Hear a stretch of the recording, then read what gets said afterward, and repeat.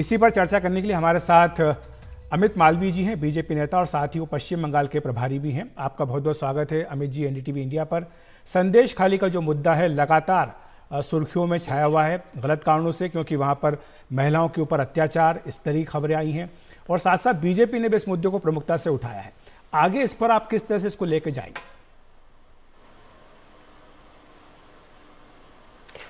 देखिए अखिलेश जी, जो संदेश खाली में हो रहा है या जिस प्रकार के हालात वहाँ पिछले एक दशक से रहे हैं, वो राजनीति का मुद्दा नहीं है, वो मानवीय मुद्दा है।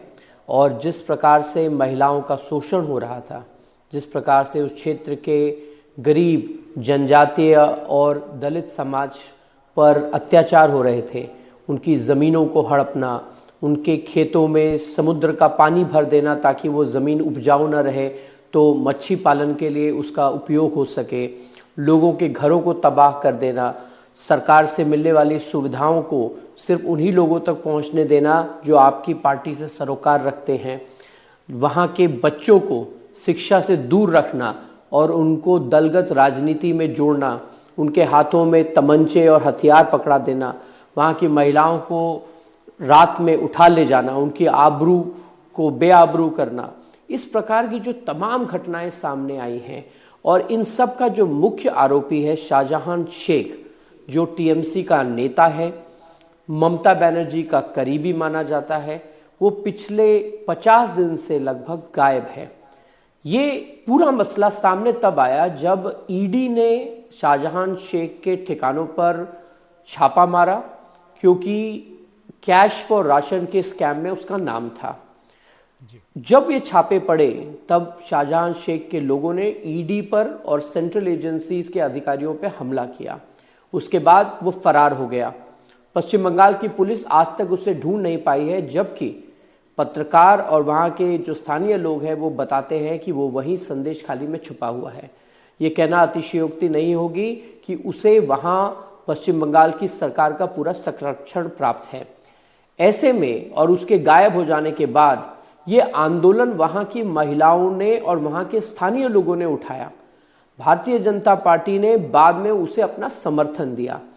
हमारे लिए महिलाओं की आबरू, उनकी इज्जत राजनीति का मुद्दा नहीं हो सकती, लेकिन अगर किसी सभ्य समाज में महिलाओं को इस तरह से प्रताड़ित किया जा रहा है और उनके पास पुलिस प्रशासन का कोई समर्थन नहीं है, यहाँ तक कि जब वो महिलाएं पुलिस में शिकायत करने जाती थी तो उनको कहा जाता था कि भाईजान यानी शेख शाहजहां से पहले परमिशन लेकर आओ। आप बताइए, इस प्रकार की जो अराजकता वहाँ चल रही थी और प्रदेश की मुखिया ममता बनर्जी, जो वहाँ की गृह मंत्री भी हैं, वो इस क्षेत्र में होने वाले इस प्रकार के अत्याचार से अनभिज्ञ थी। ये मान लेना ठीक नहीं होगा। ये जगह महज 80 किलोमीटर दूर है कलकत्ता से और बहुत ही संवेदनशील इलाका है, बॉर्डरिंग इलाका है। वहाँ पर सुंदरबन का जो एक इलाका है जिसको हम डेल्टा भी कहते हैं, ये वहाँ के जो द्वीप हैं वहाँ के लोग हैं। तो अगर आप इसको पूरी जो चित्र उभर के आया उसको देखें तो कहीं ना कहीं ममता बनर्जी ने वोट बैंक के चलते हिंदू महिलाओं पर इस प्रकार की प्रताड़ना से आंख बंद करने की, मुंह मोड़ने की जो राजनीति करी है पिछले एक दशक में, उसका परिणाम है कि आज महिलाएं सड़क पर उतर आई हैं। जो बात आपने कही कि वहां पर पुलिस प्रशासन ने कार्रवाई नहीं की, आपने ये भी आरोप लगाया कि जिस तरह से गिरफ्तारी नहीं हुई, ऐसा लगता है कि वहां पर जो राज्य सरकार है उसका प्रश्रय संरक्षण पूरा मिला हुआ है। हमने हाईकोर्ट की जो टिप्पणियां हैं वो भी देखी है। जब शुभेंदु अधिकारी को वहां नहीं जाने दिया जा रहा था तो हाईकोर्ट की ओर से जो टिप्पणियां की गई उसमें भी ये बात उठाई गई है। ये कहा गया है कि प्रशासन जो है एक तरह से नाकाम रहा है गिरफ्तारी करने में और ये नहीं हो सकता कि प्रशासन समर्थन दे। कलकत्ता हाईकोर्ट के चीफ जस्टिस ने बाकायदा ये निर्देश दिए हैं कि शाहजहां शेख को अरेस्ट किया जाए और उन्होंने ये भी कहा कि सरकार के द्वारा उसे संरक्षण नहीं देना चाहिए।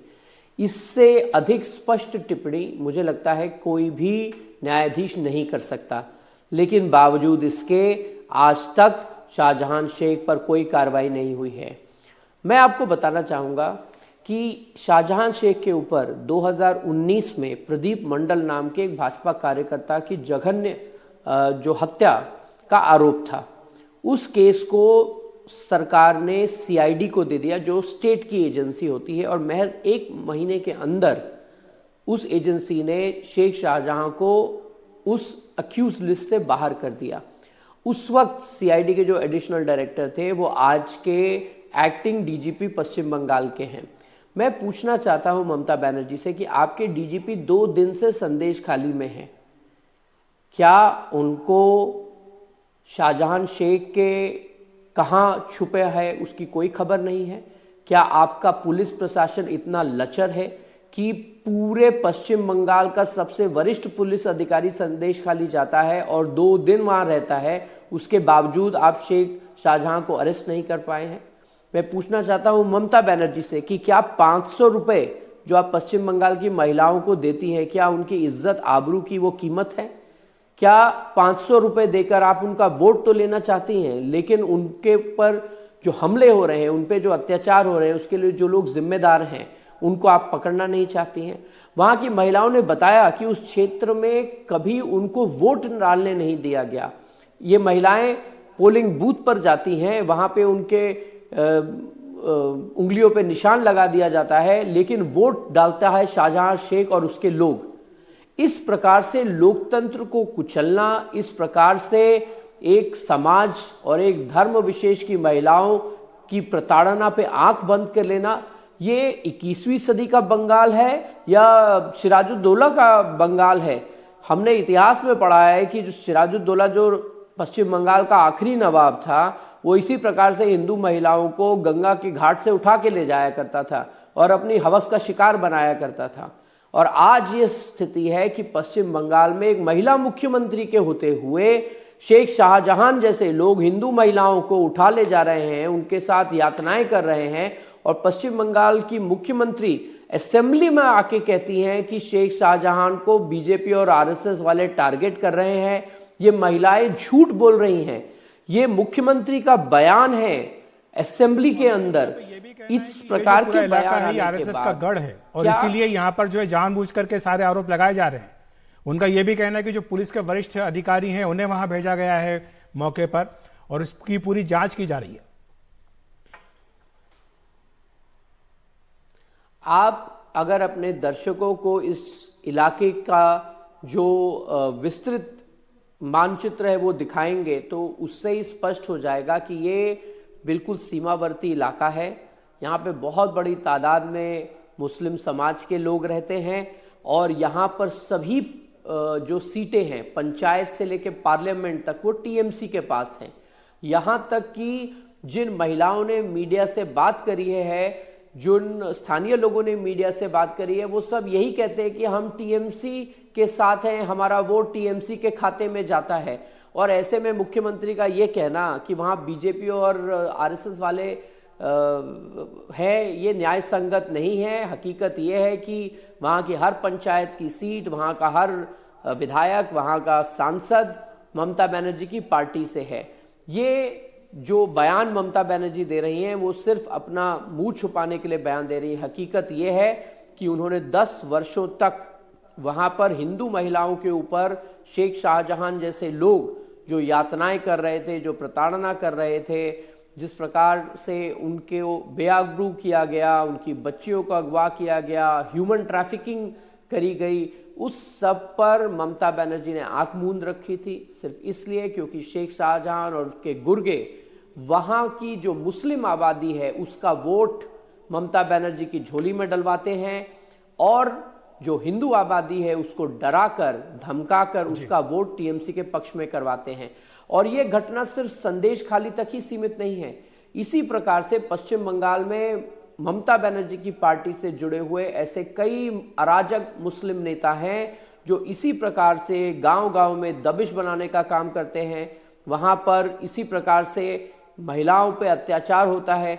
दिनहाटा से लेकर संदेश खाली तक अब महिलाओं ने खुलकर बोलना शुरू कर दिया है और सभी महिलाओं ने ये आरोप लगाया है कि टीएमसी के नेता उनको सरकारी सुविधाएं देने के एवज में उनके साथ बदसलूकी करते हैं, उनको रात बेरात पार्टी ऑफिस में बुलाते हैं, उनके साथ अपमान करते हैं, उनके साथ अत्याचार करते हैं, और पश्चिम बंगाल की मुख्यमंत्री इस पर चुप हैं और असेंबली में जाकर इन गुंडों का बचाव करती हैं। उसका कारण बहुत स्पष्ट है। आने वाले दिनों में उनकी अपेक्षा है कि ये लोग जो मुस्लिम पक्ष का वोट है वो ममता बनर्जी के पक्ष में करवाएंगे, जिसकी वजह से टीएमसी चंद सीटें जीतने में शायद कामयाब हो।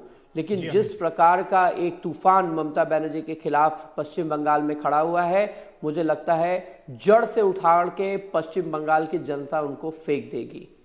जी अमित जी, शुक्रिया आपका इस तमाम चर्चा के लिए, विस्तार से समझाने के लिए कि संदेश खाली का मुद्दा किस तरह से बीजेपी आगे लेकर जा रही है। बहुत बहुत धन्यवाद आपका हमारे साथ जुड़ने के लिए।